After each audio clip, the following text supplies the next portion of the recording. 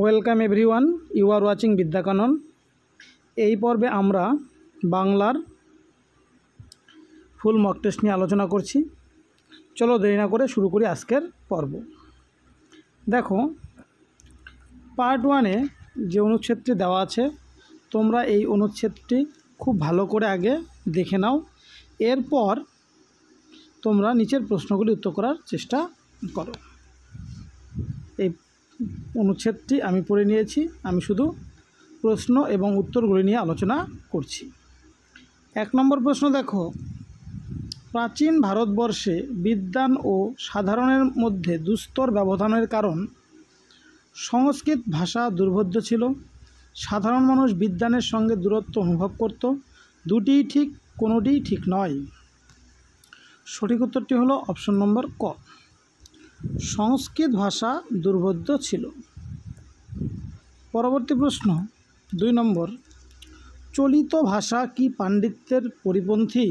হ্যাঁ, না, পরিপূরক, পরিপন্থী। তবে সঠিক উত্তরটি হলো অপশন নম্বর খ, না, চলিত ভাষা পাণ্ডিত্যের পরিপন্থী নয়। 3 নম্বর প্রশ্ন, প্রাচীনকালে বিদ্যা শিক্ষার একমাত্র উপায় ছিল সংস্কৃত ভাষা, চলিত ভাষা, সংস্কৃত ও চলিত ভাষা নিজস্ব ভাষা। সঠিক উত্তরটি হলো অপশন নম্বর ক, সংস্কৃত ভাষা। এরপর 4 নম্বর প্রশ্ন, বুদ্ধ, রামকৃষ্ণ, চৈতন্য কোন ভাষায় শিক্ষা দিয়েছেন? সংস্কৃত ভাষা, চলিত বা কথ্য ভাষা, সংস্কৃত ও চলিত ভাষা, নিজস্ব ভাষা। সঠিক উত্তরটি হলো অপশন নম্বর খ, চলিত বা কথ্য ভাষা। 5 নম্বর প্রশ্ন, গবেষণা সন্ধিবিচ্ছেদ হলো গো যোগ এসোনা, গ যোগ এসোনা, গো যোগ এসোনা, গো যোগ আসনা। তো সঠিক উত্তরটি হলো অপশন নম্বর ক, গ যোগ এসোনা। 6 নম্বর প্রশ্ন, বিদ্যা শব্দের পদান্তর হলো বিদ্যার্থী, বিদ্বেষ, বিদ্বান, বিদ্যে। সঠিক উত্তরটি হলো অপশন নম্বর গ, বিদ্বান। 7 নম্বর প্রশ্ন, গদায় লস্কর চাল এর অর্থ হলো দ্রুতগতি, আস্তে বা ধীরগতি, ধীরে ধীরে, সবগুলি। সঠিক উত্তরটি হলো অপশন নম্বর খ, আস্তে বা ধীরগতি। এরপর দেখো, একটি কবিতার থেকে একটা অনুচ্ছেদ দেওয়া আছে। এই অনুচ্ছেদটি তোমরা আগে ভালো করে পড়ে নিয়ে তারপর প্রশ্নগুলির উত্তর করার চেষ্টা করো। দেখো, 8 নম্বর প্রশ্ন, এই উদ্ধৃতাংশের কথক হলেন বীর, ভগবান, লেখক কেউ নন। সঠিক উত্তরটি হলো অপশন নম্বর গ, লেখক। 9 নম্বর প্রশ্ন, নেহারি শব্দের অর্থ হলো নত করা, নিরীক্ষণ করা, চোখ না হেরে। তাহলে সঠিক উত্তরটি হলো অপশন নম্বর খ, নিরীক্ষণ করা। নেহারি শব্দের অর্থ নিরীক্ষণ করা। 10 নম্বর প্রশ্ন, হিমাদ্রি সমার্থক শব্দ হলো হিমাচল, পর্বত পাদদেশ, হিমালয়, পর্বত চূড়া। সঠিক উত্তরটি হলো অপশন নম্বর গ, হিমালয়। হিমাদ্রির সমার্থক শব্দ হলো হিমালয়। এরপর 11 নম্বর প্রশ্ন, ভূলোক বিপরীত শব্দ হলো মর্তলোক, দুর্লোক, নরলোক, আলোক। সঠিক উত্তরটি হচ্ছে অপশন নম্বর খ, দুলোক। ভূলোকের বিপরীত শব্দ দুলোক।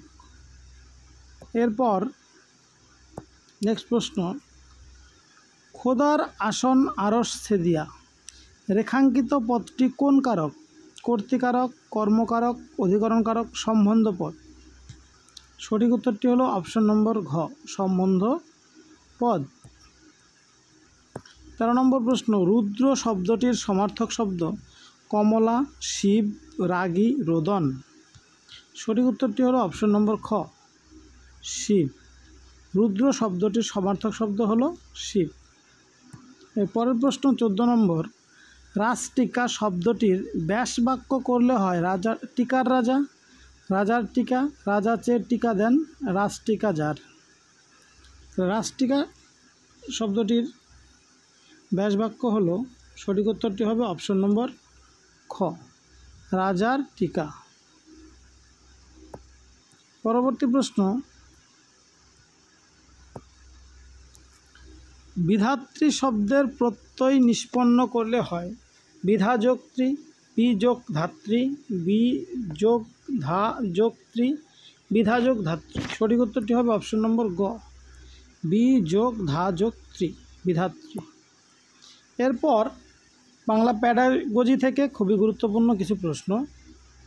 দেখো 16 নম্বর প্রশ্ন, LAD এর পূর্ণরূপ কি? Learning associative device, learning acquisition device, learning association device, learning accommodative device.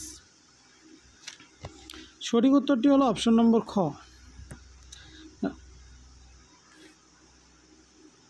Language acquisition device. দেখো অপশনগুলো বলার সময় আমার একটু গণ্ডগোল হয়েছে, এটা হবে সঠিক উত্তরটা হবে ল্যাঙ্গুয়েজ অ্যাকুইজিশন ডিভাইস। আমি লার্নিং বলে ফেলেছি সবগুলো। কী হবে? Language acquisition device. LAD এর পূর্ণরূপ হলো ল্যাঙ্গুয়েজ অ্যাকুইজিশন ডিভাইস। এরপর দেখো 17 নম্বর, সহপাঠক্রমিক কার্যাবলী কী? যা পাঠের উৎকর্ষ দান করে, যা পাঠের উৎকর্ষ বাড়ায় ও সহায়তা দান করে, মূল পাঠের সঙ্গে সম্বন্ধরহিত, মূল পাঠের ভাবনাকে সংকুচিত করে। সঠিক উত্তরটি হবে অপশন নম্বর খ, যা পাঠের উৎকর্ষ বাড়ায় ও সহায়তা দান করে। 18 নম্বর প্রশ্ন, উচ্চশিক্ষায় মাতৃভাষাকে মাধ্যম করার পক্ষে যুক্তি দেখান রাধাকৃষ্ণন কমিশন, কলিকাতা বিশ্ববিদ্যালয় কমিশন, ভারতীয় শিক্ষা কমিশন, কোঠারি কমিশন। সঠিক উত্তরটি হলো অপশন নম্বর ক, রাধাকৃষ্ণন কমিশন। উচ্চশিক্ষায় মাতৃভাষাকে মাধ্যম করার পক্ষে যুক্তি দেখান রাধাকৃষ্ণন কমিশন। 19 নম্বর প্রশ্ন, শ্রবণের ক্ষেত্রে যেটি সত্য নয় সেটি হলো, শ্রবণের দক্ষতা অন্য মানুষের কথা শুনতে সাহায্য করে, শ্রবণের দক্ষতা মানুষকে পরিষ্কারভাবে কথা বলতে সাহায্য করে, শ্রবণের দক্ষতা মানুষকে সঠিকভাবে উচ্চারণ করতে শেখায়, শ্রবণের দক্ষতা মানুষের স্মৃতিশক্তিকে বাড়িয়ে তোলে। তাহলে সঠিক উত্তরটি হবে অপশন নম্বর ঘ, শ্রবণের দক্ষতা মানুষের স্মৃতিশক্তিকে বাড়িয়ে তোলে, এটি সত্য নয়। এরপর 20 নম্বর প্রশ্ন, অবরোহী পদ্ধতি ছাত্রদের কাছে গ্রহণযোগ্য নয় কারণ এটি ব্যাকরণের বিভিন্ন সূত্রের দ্বারা ভারাক্রান্ত, এটি ব্যাকরণ পঠন পাঠনকে আকর্ষণ করে না, এটি উদাহরণের প্রয়োগকে অধিক গুরুত্ব দেয়, এটি বিশেষ জটিলতায় পূর্ণ। সঠিক উত্তরটি হবে অপশন নম্বর ক, এটি ব্যাকরণের বিভিন্ন সূত্রের দ্বারা ভারাক্রান্ত। এরপর দেখো 21 নম্বর প্রশ্ন, একজন শিক্ষার্থী কোনো প্রশ্নের উত্তর না জানা সত্ত্বেও ঠিকমতো বলতে পারছে না, এটি একজন শিক্ষার্থী কোনো প্রশ্নের উত্তর জানা সত্ত্বেও ঠিকমতো বলতে পারছে না, এটি প্রকাশমূলক অসঙ্গতি, গ্রহণমূলক অসঙ্গতি, প্রকাশ ও গ্রহণমূলক অসঙ্গতি, ভাষা ব্যবহারের ভুল।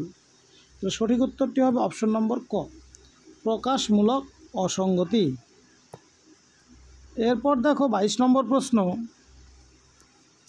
ভাষা ব্যবহারের কৌশল আয়ত্ত হলে শিক্ষার্থীরা কিভাবে উপকৃত হতে পারে?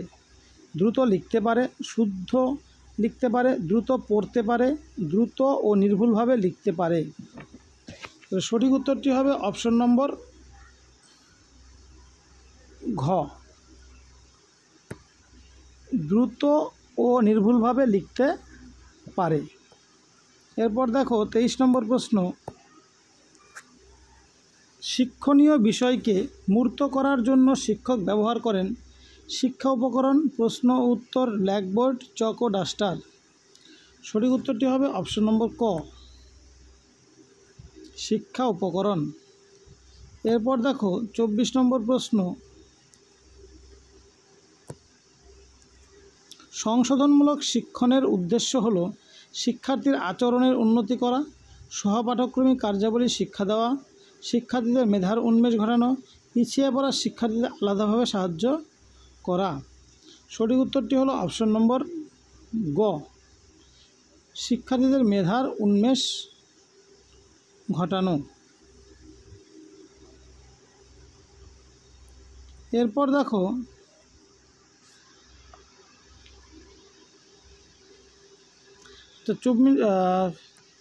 24 নম্বর প্রশ্নটা দেখো কি বলেছে, সংশোধনমূলক শিক্ষণের উদ্দেশ্য শিক্ষার্থীর আচরণের উন্নতি ঘটানো, সহপাঠক্রমিক কার্যাবলী শিক্ষা দেওয়া, শিক্ষার্থীদের মেধা উন্মেষ ঘটানো, আর পিছিয়ে পড়া শিক্ষার্থীদের আলাদাভাবে সাহায্য করা। যেহেতু সংশোধনমূলক শিক্ষণের উদ্দেশ্য বলেছে, তাহলে এই প্রশ্নের সঠিক উত্তর হবে অপশন নম্বর ঘ, পিছিয়ে পড়া শিক্ষার্থীদের আলাদাভাবে সাহায্য করা। এরপর দেখো 25 নম্বর প্রশ্ন, নব্য ভারতীয় আর্য ভাষার সূচনা আনুমানিক 900 খ্রিস্টপূর্বাব্দ থেকে আনুমানিক 600 খ্রিস্টপূর্বাব্দ থেকে আনুমানিক 1000 খ্রিস্টপূর্বাব্দ থেকে আনুমানিক 500 খ্রিস্টপূর্বাব্দ থেকে। সঠিক উত্তরটি হলো অপশন নম্বর ক, আনুমানিক 900 খ্রিস্টপূর্বাব্দ থেকে। 26 নম্বর প্রশ্ন, অন্ন ব্রহ্ম পরিবর্তনের ধারায় কিসের ইঙ্গিত? অন্ন ব্রহ্ম পরিবর্তনের ধারায় কিসের ইঙ্গিত? অর্থের উন্নতি, অর্থের সংকোচন, অর্থের অবনতি, অর্থ সংশ্লেষ। তো সঠিক উত্তরটি হলো অপশন নম্বর খ, অর্থের সংকোচ। এরপর 27 নম্বর প্রশ্ন, ভাষার ক্ষুদ্রতম একক হচ্ছে ধ্বনি, বর্ণ, শব্দ, বাক্য। তো সঠিক উত্তরটি হলো অপশন নম্বর ক, ভাষার ক্ষুদ্রতম একক হচ্ছে ধ্বনি। এরপর 28 নম্বর প্রশ্ন, বাঙালি উপভাষাকে ক ভাগে ভাগ করা যায়? 2 ভাগে, 3 ভাগে, 4 ভাগে, 5 ভাগে। সঠিক উত্তরটি হলো অপশন নম্বর ক, 2 ভাগে। বঙ্গালী উপভাষাকে 2 ভাগে ভাগ করা যায়। পরবর্তী প্রশ্ন 29 নম্বর প্রশ্ন, মেটালিঙ্গুয়াল কথাটির অর্থ হলো কাব্য, সুষমাময়, সামাজিক, অধিভাষামূলক, উচ্চারণমূলক। সঠিক উত্তরটি হলো অপশন নম্বর গ, অধিভাষামূলক। মেটালিঙ্গুয়াল কথাটির অর্থ হচ্ছে অধিভাষামূলক। এরপর দেখো আজকের পর্বের শেষ প্রশ্ন, অর্থাৎ 30 নম্বর প্রশ্নটি দেখে নাও। কোনো শিক্ষক কিসের উপর নির্ভর করে তার শিক্ষার উপকরণ ব্যবহার করেন? বিষয়বস্তু, শিক্ষার্থী, পরিবেশ, শ্রেণী। তবে সঠিক উত্তরটি হবে অপশন নম্বর ক, বিষয়বস্তু। একজন শিক্ষক বিষয়বস্তুর উপর নির্ভর করে তার শিক্ষা উপকরণ ব্যবহার করেন। এই ছিল আজকের পর্বের বাংলা মক টেস্টের খুবই গুরুত্বপূর্ণ 30টি প্রশ্ন। তোমরা যারা আগের ক্লাসগুলি দেখোনি তারা অবশ্যই আগের ক্লাসগুলি দেখে নাও। দেখা হবে পরবর্তী পর্বে। Thank you for watching.